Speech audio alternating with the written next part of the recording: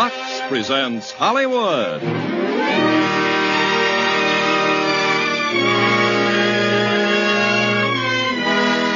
Lever Brothers Company, the makers of Lux Toilet Soap, brings you the Lux Radio Theatre, starring Dana Andrews and Pat Crowley in War of the Worlds.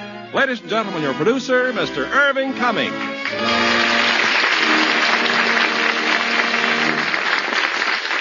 Greetings from Hollywood, ladies and gentlemen.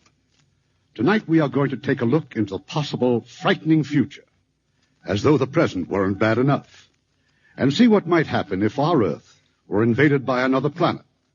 It's George Pal's production for Paramount, War of the Worlds, and our stars are Dana Andrews and Pat Crowley.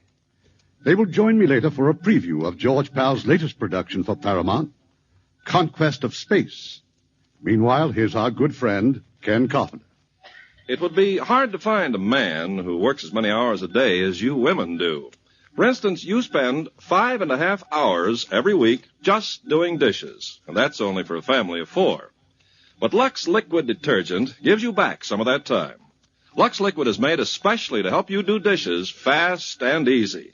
It floats grease right off. Plates, glasses, utensils, even pots and pans come clean really fast.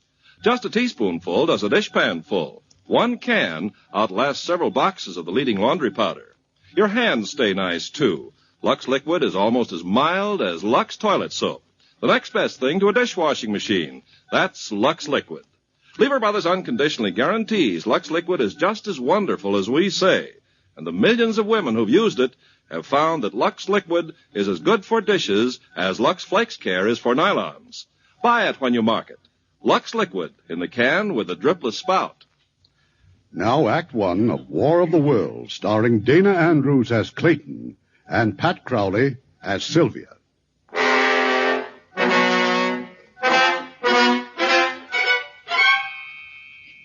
No one would have believed in the middle of the 20th century that human affairs were being watched keenly and closely by intelligences greater than man's.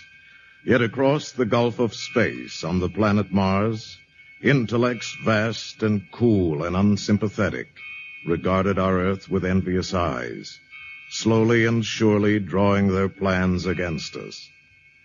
Mars is more than 140 million miles from the sun, and for centuries it has been in the last stages of exhaustion.